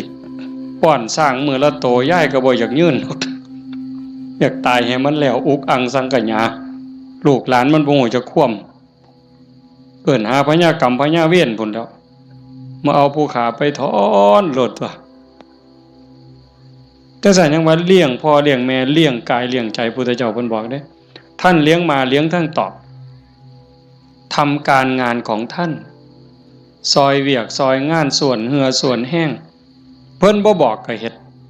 แนวเฮ็ดได้แนวมันถูกต้องดีงามส่วนเวียกส่วนงานเพิ่นนี่คือเรื่องที่สองท่านเลี้ยงมาแล้วเลี้ยงท่านตอบตามกิจการงานของท่านรักษาวงตระกูลมิให้ตกต่ำอันนี้หน้าที่ลูกเด้รักษาวงตระกูลอย่าให้ตกต่ำอย่าเอาชื่ออย่าเอานามสกุลนี่ไปไว้นำตำรวจอย่าเอานามสกุลนี่ไปอยู่โรงอยู่ศาลอย่าเอานามสกุลนี่ไปอยู่คุกอย่าให้เขาดูหมิ่นดูแค้นโอ้ยซุ่มนั้นบ่เพิ่นว่าเป็นจังได๋คันลูกสาวก็บ่รักนวลสงวนตัวไปเที่ยวทั่วทิพย์คันลูกชายก็นักเลงจักกินเหล้าเมายาจักฆ่าจักยาเสพติดอีหยังลักศกจกหอขาคนตีคนนี่ก็รักษาวงตระกูลบ่ได้คนเขาก็ดูถูกดูหมิ่นดูแค้นพ่อแม่ปู่ย่าตายายขายหน้าขายตาลูกติดคุกพ่อแม่ก็ติดนำติดบ่ไม่ออกว่าโตอยู่นอกคุกแต่ใจไปอยู่คุกคันลูกบวชพ่อแม่ก็บวชนำพุ่นโตอยู่ทงพุ่นแต่ว่าใจอยู่วัดเห็นบ่รักษาวงตระกูลมิให้ตกต่ำอย่าให้เขาดูหมิ่นดูแค้นให้เขาดูทุกข์ทำตนให้สมควรแก่การรับทรัพย์มรดกคันเฮาเป็นคนดีมีศีลมีธรรมขยันมันเพียรทำมาหากินพ่อแม่ทั้งหลายเพิ่นสิแพงฮอดเวลาอันสมควรหาผัวหาเมียให้แบ่งทรัพย์สมบัติให้หวังเพิงให้ลูกแล้วพ่อแม่ก็สำบายใจแต่คันแม่นเหล้าก็กินเลขก็เล่นมาซุแนวฮอดหมากัดกันก็ลงก็สะเว้าเลยหมากัดกันก็เอาตัวแดงเด้อเพิ่นว่ามันนั่นว่ากูเอาตัวด่าง บ่าใหญ่แล้วมันเอาไปว่าไปนั่งอยู่ข้างทางรถคันนั้นมึงว่าเลขสุดท้ายมันเป็นตัวขี่กับตัวขู่ยังว่าอยู่สมองมีแต่การพนันบ่ต้องว่าถึงบังไฟเลยตายแซ่นี่คันลูกเป็นคนขยันมันเพียรบ่ยุ่งเกี่ยวกับการพนันบ่ยุ่งเกี่ยวกับยาเสพติดมีความกตัญญูรู้คุณหาอยู่หากินได้ก็ไปส่งพ่อส่งแม่ฮักพี่ฮักน้องพ่อแม่ภูมิใจเลยทำตนให้สมควรแก่การรับทรัพย์มรดกอันสุดท้ายเมื่อท่านล่วงลับไปแล้วทำบุญอุทิศให้ก็คือเอาเฮ็ดมื้อนี้เพิ่นจากไปแล้วเขาก็ทำบุญอุทิศหาทำบุญเพื่ออุทิศแปลว่าให้ทำบุญให้พ่อให้แม่ให้ปู่ย่าตายายบรรพบุรุษโยมไม่เข้าใจว่าพ่อแม่ปู่ย่าตายายเฮาบ่แม่นแต่ปัจจุบันเฮาเกิดมาเป็นหลายกว่าล้านชาตินะโยมพ่อแม่เฮาก็หลายกว่าล้านคนบางคนอาจสิอยู่นรกบางคนอาจอยู่เปรตบางคนอสุรกาย บางคนเกิดเป็นสัตว์เดรัจฉานบางคนเกิดเทวดาบางคนเกิดเป็นพรหมจังสันเฮาก็อุทิศบุญไปให้โอ้ชาโนดโสนีพราหมณ์นี่ไปถามพระพุทธเจ้าขันโยมปวดขากับพริกเด้อแต่มาอยากให้มันได้ประโยชน์ได้หลายมันพอมีแห้งเบากับเบาจริงๆหนังมานำรดอยากนอนเมื่อยกูสิเทศได้บ่น้อมาเห็นญาติโยมเรียบร้อยมันเลยมีแห้งตายก็สร้างมันเถาะมันดีใจอะโยมอีหลีเด้บ่แม่นปากหวานเนี่ยอยากเห็นจังซี่แหม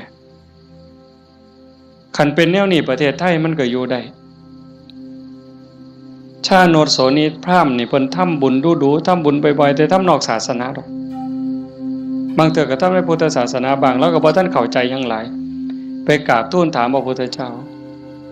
ข้าแต่พระองค์ผู้เจริญข้าพระองค์ทำบุญบ่อยๆเฮ็ดบุญบ่อยๆแล้วอุทิศให้กับญาติที่ล่วงลับอยากรู้ว่าญาติของเก่ากับผมนี่สิได้บุญบ่พระพุทธเจ้าเพิ่นบอกว่าดูก่อนพราหมณ์มันแล้วแต่ฐานะแล้วแต่ฐานะนั้นแนวใดเพิ่นก็เลยขอให้พระพุทธเจ้าอธิบายให้ฟังพระพุทธเจ้าว่ามันก็มีหลายองค์ประกอบแห่งเด้1ล่ะญาติของเฮาที่ตายจากไปเขาไปไสคันไปตกนรกก็บ่ได้ทันทีนรก457หลุม457ขุมเนี่ยนรกพ่อแม่เฮาไปตกนรกก็บ่ได้ทันทีมีแต่การทรมานสิได้ก็ย้อนเพิ่นฮู้เรื่องแล้วก็อนุโมทนาสาธุโดยความยินดีก็จังสิได้2คันไปเกิดเป็นเปรต12ชนิดได้บุญทันทีที่รอคอยอยู่นำเฮานี่ถ้าเอาทันทีนี่ปรตโตปชีวี1 12นี่ได้1แต่อีก11ต้องรอคอยได้รู้เรื่องรู้ราวอนุโมทนาสาธุจังได๋อสุรกายคือกันสัตว์เดรัจฉานเป็นหยังแน่ล่ะนั่นเฮาอยู่นั่นก็พ่อแม่เฮาคือกันผัวเมียเฮาคือกันชาติหนึ่งพบหนึ่งบ่เว้าเล่นได้โยมเขาบ่ได้เลยนะฮู้เรื่องบ่เนี่ยเฮาว่าเอากวดน้ำรับพรหมอหน่อยมันสิตั้งใจรับพรนำเฮาบ่บ่ฮู้เรื่องเด้กินนู่นฮู้บ่แมงไหม้ฮู้บ่ปูปลาฮู้บ่แล้วบ่ฮู้ได้บ่ได้เด้เนี่ยเขากินหยังเขาก็กินอาหารของเขาเทวดาล่ะคันเขาฮู้ทราบอนุโมทนาเขาก็ค่อนข้างจะฮู้ได้พรหมก็คือกันสุดท้ายก็สอบไปพุทธเจ้าเพิ่นบอกว่านอกจากญาติที่ล่วงลับจากไปแล้วอยู่ในภพภูมิที่สมควรได้ทันทีเขาได้แล้วอีกอย่างหนึ่งของที่ทำบุญ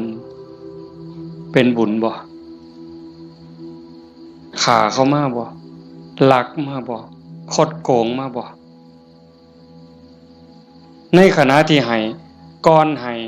หลังให้เจ้ามีความยินดีเจ้ามีศรัทธามีความภูมิใจจริงบ่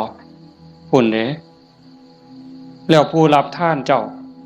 เป็นไผมีศีลบ่มีธรรมบ่เพิ่นก็จังไล่มาตั้งแต่สัตว์เดรัจฉานแต่มาเทศน์ดูๆโยมฟังในวิทยุก็สิได้ยินมันได้บุญอยู่ดอกซ้ำแม่ครัวนี่ส้มแม่ครัวนี่ล้างถ้วยล้างซ้ำก่อนสิเทน้ำล้างถ้วยล้างซ้ำล้างหม้อลงในดินลงขี้สิกไม่ออกตั้งใจว่าสาธุเด้อน้ำล้างถ้วยล้างซ้ำเนี่ยมันมีรสชาติอาหารปนไปกับน้ำซึมลงไปในดินให้พวกสัตว์อยู่ในดินพวกไส้เดือนต่างๆให้มันกินได้อยู่ได้กินแล้วให้มันมีความสุขกายสุขใจซ้ำนี่ก็ได้บุญนับประมาณบ่ได้ได้บุญหลายก็ไล่ขึ้นมาจากสัตว์เดรัจฉาน100เทื่อพันเทื่อบ่ได้บุญหลายเท่ากับให้คนผู้บ่มีศีลขี่เหล้าเมายาขี่ลักขี่ป่นตีหัวหมาด่าแม่คนได้หลายกว่าให้กับสัตว์เดรัจฉานจังซั่น100เทื่อพันเทื่อให้คนขี่เมาบ่มีศีลบ่มีธรรม100เทื่อพันเทื่อบ่ได้บุญหลายเท่ากับให้ผู้มีศีล5เทื่อเดียวเห็นบ่บัดนี้เป็นหมากเป็นผลแล้วเด้ให้กับคนมีศีล500เทื่อพันเทื่อบ่ได้บุญหลายเท่ากับให้คนมีศีล8 แม่ขาวพ่อขาวแม่ชีเทื่อเดียวให้ผู้มีศีล800เทื่อพันเทื่อบ่ได้บุญหลายเท่ากับให้เน้นผู้มีศีล10เทื่อเดียวให้เน้นมีศีล10ร้อยเทื่อพันเทื่อบ่ได้บุญหลายเท่ากับให้พระผู้มีศีล227เทื่อเดียวให้พระผู้มีศีล227ร้อยเทื่อพันเทื่อบ่ได้บุญหลายเท่ากับให้นักบวชนอกศาสนาที่เขาข่มกิเลสได้ให้นักบวชนอกศาสนาร้อยเทื่อพันเทื่อที่เขาข่มกิเลสข่มราคะได้บ่ได้บุญหลายเท่ากับให้พอออกไม่ออกเฮาผู้มีศีล5ก็ตามศีล8ก็ตามที่บำเพ็ญประพฤติปฏิบัติหวังเป็นพระโสดาบันเทื่อเดียวไล่บัดนี้จากโสดาปัตติมรรคไปสู่โสดาปัตติผลสกิทาคามีมรรคไปสู่สกิทาคามีผลสติคามีผลไปสู่อนาคามีมรรคอนาคามีผลจากอนาคามีมรรคอนาคามีผลร้อยเทื่อพันเทื่อก็บ่ได้บุญหลายเท่ากับให้อรหันตมรรคคือผู้ปฏิบัติเพื่อเป็นพระอรหันต์เทื่อเดียวอรหันตมรรคร้อยเทื่อพันเทื่อก็บ่ได้บุญหลายเท่ากับให้อรหันตผลคือผู้สำเร็จอรหันต์แล้วเทื่อเดียวให้พระอรหันต์ร้อยเทื่อพันเทื่อก็บ่ได้บุญหลายเท่ากับให้พระปัจเจกพุทธเจ้าเทื่อเดียวพระปัจเจกพุทธเจ้าตรัสรู้คือพระพุทธเจ้าเก่งคือกันหมดผิดอย่างเดียวคือสอนบ่เป็นตรัสรู้เองโดยชอบบางครั้งบางคราวนี่อยู่น้ำกันเป็นพันเป็นหมื่นเลยโยมแต่ว่าสอนบ่ได้ตั้งศาสนาบ่ได้สร้างบริวารมาให้กับพระปัจเจกพุทธเจ้าร้อยเทื่อพันเทื่อบ่ได้บุญหลายเท่ากับให้พระสัมมาสัมพุทธเจ้าเทื่อเดียวพระสัมมาสัมพุทธเจ้าคือพระพุทธเจ้าเฮานี่ล่ะเจ้าชายสิทธัตถะมาเป็นพระพุทธเจ้านี่เพิ่นสอนคนตั้งศาสนาได้ให้พระสัมมาสัมพุทธเจ้าร้อยเทื่อพันเทื่อบ่ได้บุญหลายเท่ากับให้สงฆ์ให้คณะสงฆ์ที่มีพระพุทธเจ้าเป็นประธานเห็นบ่ให้สงฆ์ที่มีพระพุทธเจ้าเป็นประธานร้อยเทื่อพันเทื่อก็บ่ได้บุญหลายเท่ากับสร้างวิหารเทื่อนึงสร้างวิหารร้อยหลังพันหลังถวายพระพุทธเจ้าก็บ่ได้บุญหลายเท่ากับให้ธรรมะสอนธรรมะเห็นบ่นี่อาตมาได้บุญหลายอยู่เด้ที่อาตมาบ่ตายนี่มันก็ย้อนบุญตัวนี้เด้ให้ธรรมะเป็นฐานชนะการให้ทั้งปวงอาตมากำลังเว้าธรรมะบอกธรรมะให้ธรรมะแล้วเจ้าภาพเป็นผู้นิมนต์มาเจ้าภาพติดต่อบ่ได้บอกโยมไม่ออกท้องสุขนิมนต์อาจารย์เนี่ยโยมไม่ออกท้องสุขก็ได้บุญตรงนี้นำมาเนี่ยเห็นบ่คันบ่เจ้าภาพบ่เสนอบ่อยากมีแนวนี้พี่น้องก็บ่ได้ฟังธรรมในขณะที่ฟังธรรมอยู่นี่พระเพิ่นบันทึกเสียงพร้อมเก็บไปเปิดวิทยุฮือดีบ่ดีเพิ่นกำลังถ่ายทอดสดอยู่เดี๋ยวนี้จังหวัดอุบลอำเภอสำโรงอำเภอวารินอำเภอเขืองในฟังนำเฮายาโสธรมหาชนะชัยค่ำเขื่อนแก้วขอว่างฟังนำเฮาสุรินทร์โน่นหน้าไร่สำโรงทาบสังขะฟังนำเฮาเห็นบ่จากเจ้าภาพนิมนต์อาตมามาเว้าเนี่ยเพิ่นได้ยินนำเฮาหมดเฮาฟังกันอยู่นี่ประมาณ100แต่ฟังอยู่ทั้งบ้านเป็นพันบ้านนี่บุญสิเอาซ้ำใดเจ้าถามเบิ่งสิเอาซ้ำใดเฮ็ดถูกเฮ็ดแม่นเนี่ยมันเป็นได้บุญนี่มันจะเอาไปใส่ได้นี่บ่ต้องลงทุนหลายซ้ำเห็นบ่ทำบุญอุทิศให้โยมเฮ็ดอุทิศส่งไปหอดไปถึงชาโนโสนิพพานเพิ่นถามจังซี่ล่ะพระพุทธเจ้าก็อธิบายผู้รับทานวัตถุทานใจผู้ให้แล้วผู้จากไปอยู่ไสถามไปถามมาเพิ่นก็สอจอกหลอกแจกแหลกเพิ่นจะเข้าใจเนาะพระพุทธเจ้าว่าได้เฉพาะญาติได้ทันทีคือญาติที่เป็นปรัตถตูปชีวีชาโนโสนิพพานมันก็เลยถามสอเข้าไปว่าข้าแต่พระองค์ผู้เจริญถ้าเกิดว่าญาติของข้าพระองค์ไม่ได้ไปเกิดเป็นปรัตถตูปชีวีบุญนี้จะไปไหน พระพุทธเจ้าเพิ่นก็เลยว่าแบบอาตมาว่ามานี่ตั้งแต่สัตว์นรกไปเขาก็รอคอยบุญแต่เขารับโมรับทราบอนุโมทนานำเขาก็ได้แล้วก็ให้จงเข้าใจว่าในวัฏฏะสงสารนี้จะไม่ว่างจากญาติของเธอที่เป็นปรัตถตูปชีวีหมายความว่าพ่อแม่พี่น้องลูกเต่าเราหลานสามีภรรยาในอดีตชาติก่อนๆพบก่อนๆผัวเฮาเมียเฮาญาติพี่น้องพ่อแม่เฮาที่ไปเกิดเป็นปรัตถตูปชีวียังมีอยู่เพราะว่าพ่อแม่เฮาบ่แม่นผู้นี้ชาตินี้อย่างเดียวจังซั่นโยมเฮ็ดบุญมื้อนี้ส่งไปฮอดพ่อแม่ในอดีตสามีพี่น้องลูกเต่าเราหลานในอดีตพร้อมแต่มื้อนี้ปารภโยมพ่อใหญ่ทองมาแม่ใหญ่ที่พ่อใหญ่ทองแดงนี่ก็เสียชีวิตไปแล้วคือกันเนาะแล้วก็แม่ใหญ่ทองใบผู้ไว้ชนหมายความว่าลูกหลานเฮ็ดบุญหาเนาะอาตมาเห็นในนี่ก็ว่ามันเป็นเจ้าภาพก็ต้องขออภัยก็บ่ผิดเพิ่นก็ฮู้จักและเข้าใจแล้วล่ะ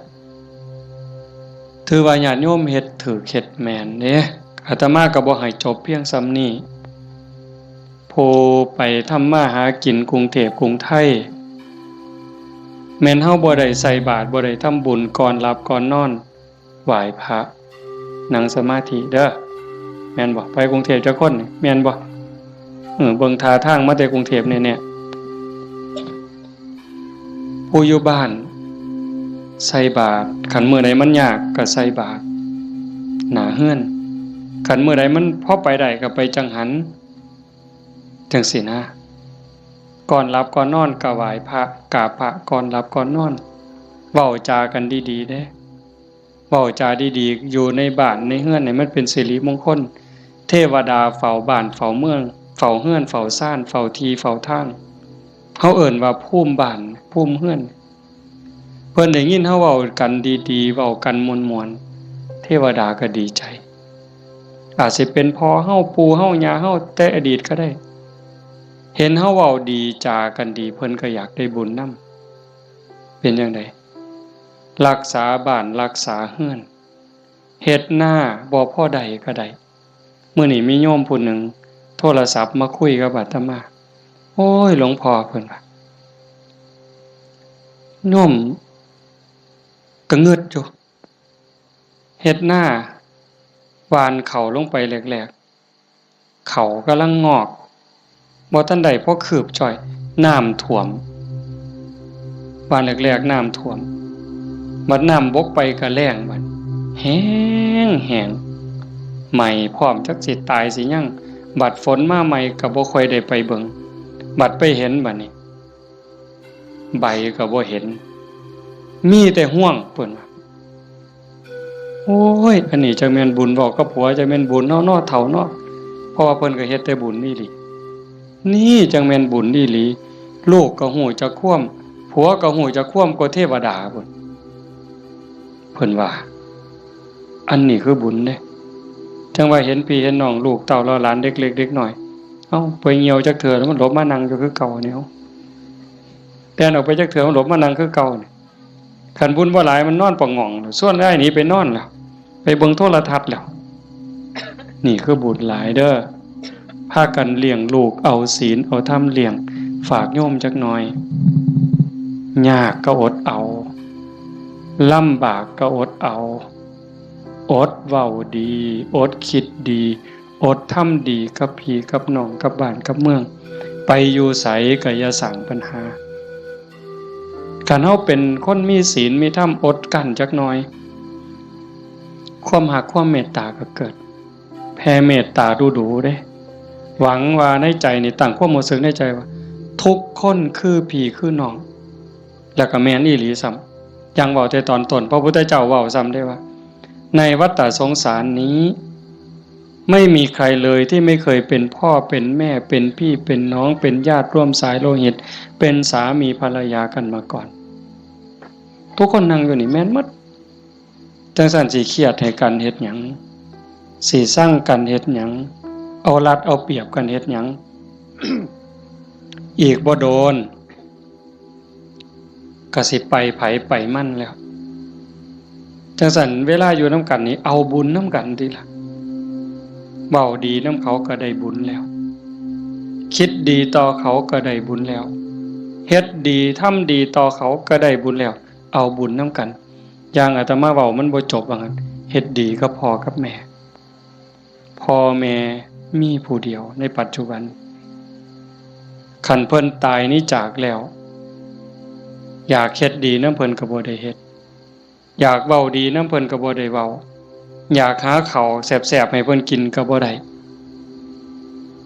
จังสั่นอยากให้เพิ่นกินหยังก็ให้เพิ่นกินซะอย่าจะไปจุดเทียนซะก่อนจังเอิ้นกินเด้บ่ได้กินเด้นั่นอยากเว้าดีๆนำเพิ่นก็เว้าตอนเพิ่นได้ยิน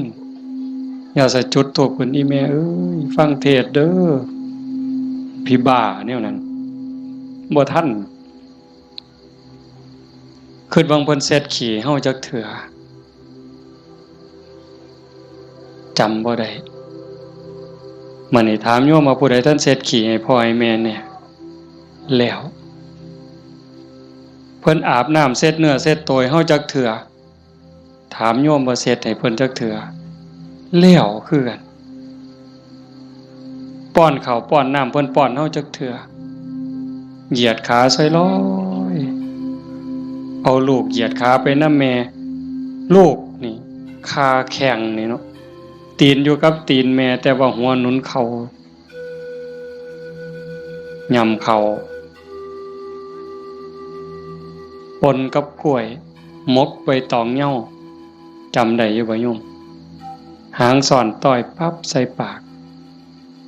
ต่อย4เทื่อ5เทื่อก็บ่ทันหมดอันน้อยๆนั่น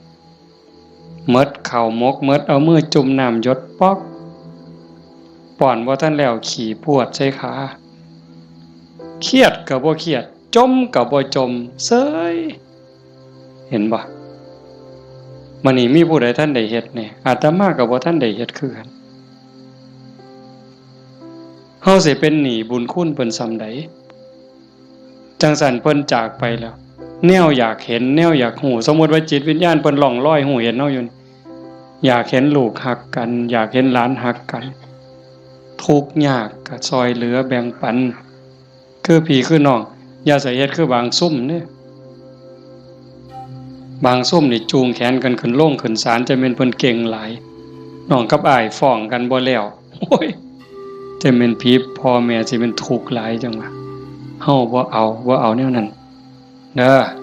มื้อนี้สมควรแก่การเวลาใส่เวลามาชั่วโมงเกือบครึ่งอะโยม25นาที26นาทีก็เห็นว่าสมควรแก่การเวลาขออนุโมทนาสาธุทุกคนทุกท่านน้อเจ้าภาพบ่อ่านก็ได้ดอกถือว่าทุกคนคือเจ้าภาพหมดมื้อนี้เฮาตั้งใจอุทิศบุญกุศลที่เกิดที่มีส่งไปถึงดวงจิตวิญญาณของโยมพ่อใหญ่ทองมาแม่ใหญ่ที่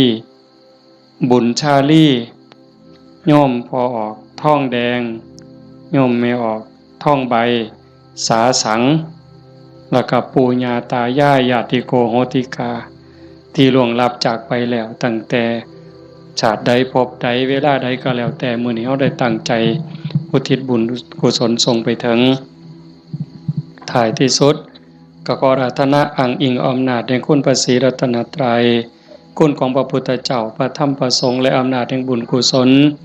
คุณงามความดีที่มีทั้งหมดทั้งมวลที่ญาติโยมทั้งหลายได้สร้างได้ทำนี้ส่งไปถึงดวงจิตวิญญาณของโยมพ่อใหญ่ทองมาแม่ใหญ่ที่บุญชาลีโยมพ่อใหญ่ทองแดง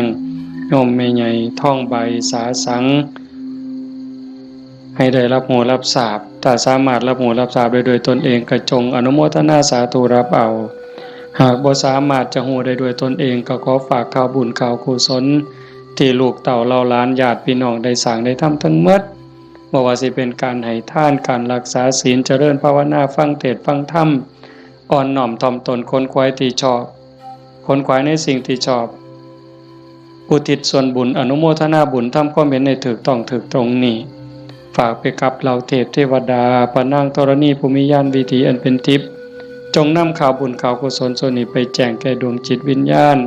ของโยมพ่อใหญ่ท่องมาแม่ใหญ่ที่บุญชาลีพ่อใหญ่ท่องแดงแม่ออกท่องใบสาสังให้ได้รับหัวรับทราบแล้วจงอนุโมทนาสาธุรับเอาหากว่ามีความทุกข์ก็ขอบุญกุศลส่วนนี้ทายถอนให้ได้พ้นไปจากความทุกข์หากว่ามีความสุขดีอยู่แล้วก็ขอบุญกุศลส่วนนี้จงส่งเสริมให้ได้มีความสุขยิ่งขึ้นไปสุดท้ายก็ขอให้บุญกุศลเหล่านั้นจงสะท้อนย้อนกลับมาปกปักรักษาคุ้มครองญาติโยมสุขสุขคนให้เป็นผู้มีสุขภาพกายสุขภาพจิตที่แข็งแรงอายุมั่นขวัญยืนมีความสุขกายสุขใจปรารถนาสิ่งหนึ่งประการใดหากเป็นไปโดยชอบประกอบโดยธรรมก็ขอให้ความหวังความปรารถนานั้นจงสำเร็จทุกๆประการโดยทั่วกัน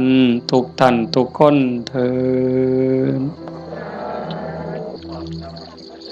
จังไปฟังอย่าหมอมันมีของใหญ่เด้อใหญ่เด้อไปนู่นกุลมเด้อแจ้งให้ทราบปัจจัยที่ญาติโยมถวายในมื้อนี้เด้ออาตมาสิเอาเมื่อวัดส่วนหนึ่งสิไปซื้อขี้ดินได้ยินอยู่เนาะว่าในวิทยุเนาะ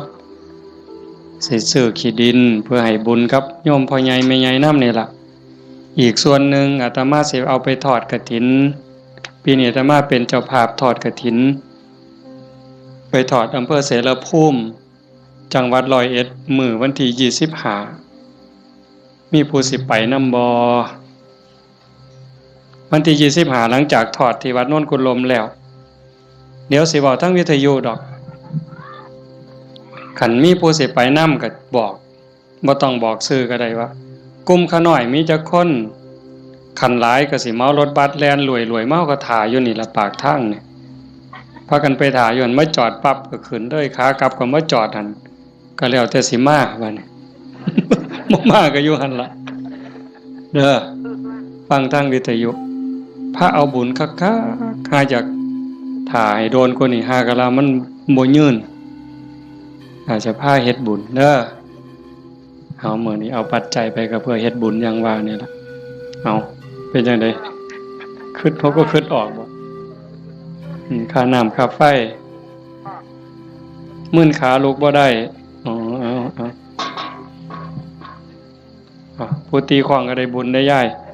มุงหนึ่งได้ 10% พุ่นแน่อันนี้ค่าน้ำค่าไฟกับค่าวิทยุนำเนาะคันบ่มีค่าไฟก็บ่ได้ฟังเด้ขอบมีค่าไฟจังได้ฟังวิทยุเนาะเอาตั้งใจบัดนี้เตรียมน้ำทาไว้กวดมีน้ำทาใส่น้ำทาบ่มีน้ำทาก็ใส่น้ำใจพนมมือเฮ็ดจิตใจให้มั่นคงนิ่งๆจักครึ่งนาทีคือทอดพ่อใหญ่ท่องมาแม่ใหญ่ที่พ่อใหญ่ท่องแดงแม่ใหญ่ท่องใบแล้วก็ญาติโยมที่มาฟังธรรมนี่ล่ะเฮามีพ่อมีแม่อยากให้ผู้ใดได้บุญนำก็ตั้งจิตเป็นสมาธิคันยิ่งจิตเป็นสมาธิมั่นคงเท่าใดพลังบุญก็ยิ่งแห้งเท่านั้นหลายไปเท่านั้น